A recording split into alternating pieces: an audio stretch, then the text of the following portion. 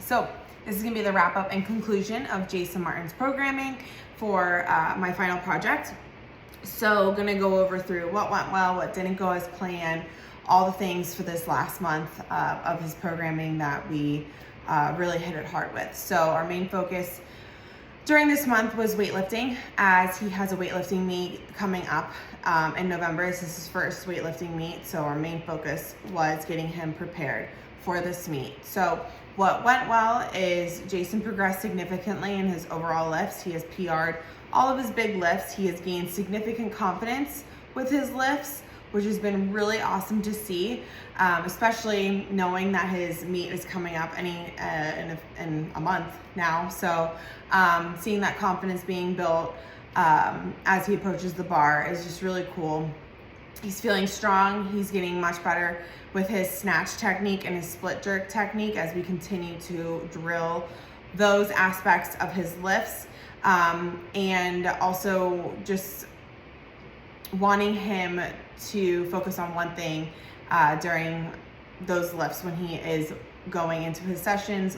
What is the intent that he's working on in that lift? And he's feeling more confident with that. So everything is going well. His strength numbers are going up. He's progressing well. His accessory work is going well. He feels good overall. His body feels strong.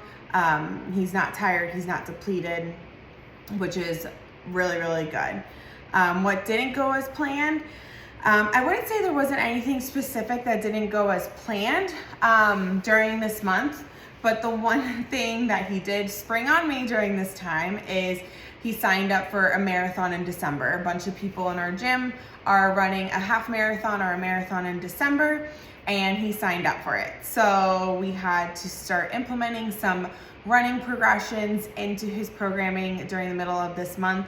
But I stressed to him that his main focus was still his weightlifting meet, as this was his goal and what we were focusing on as when we first started. So we did implement some running into his programming, but still maintaining the focus on weightlifting. So that was the only thing that I would say maybe that didn't go as planned, but we have pivoted and worked with that. So nothing crazy. Everything else has been going really well with Jason. What did I learn? I learned that Jason needs constant reassurance and coaching. So he needs to be reminded of what we're focusing on, what his intent is for that session, and just reassurance that he's doing a good job. So he's one of those that looks to me a lot for feedback, which I love and appreciate because it shows that he cares. So he is definitely a dedicated individual and he wants to do really well. So it's been really cool to be able to explain and go into detail on the technique of snatch and clean and jerk, why we're doing what we're doing, why we're doing what we're doing in the split jerk, and really be able to bring out my knowledge and kind of like pour back into him. And he's soaking up like a sponge. So I've really enjoyed that aspect of this time with Jason. And what did the client learn? So he learned that it's important going into his sessions, knowing his purpose and intent. I know I keep saying this, but this is true for Jason. He's a 24-year-old male. He kind of sometimes is scatterbrained, and he's never really done sports before. So this is all still very new to him, as he's only done it for a few years, as I've mentioned in the past videos. So really kind of being able to pour in that aspect of my athlete mentality, of knowing what his intent and purpose is going in for that session, why we're doing what we're doing, and what his focus is. So another thing is he learned that one of the things that I really wanted him to learn during this time was really treating his sessions as a meet. So when he approaches the bar, approach it as if you were going for that snatch on meet day or that clean and jerk on meet day, and not just approaching the bar and snatching the bar and not knowing what you were focusing on or your intent or why you were throwing it over your head. So kind of breaking it down, making him slow down, think about the process, approach the bar, put himself, visualize, see himself envisioning snatching that snatch on game day and doing clean and jerk on game day. So that each session has a purpose. So he really learned that and has said that that has really helped him.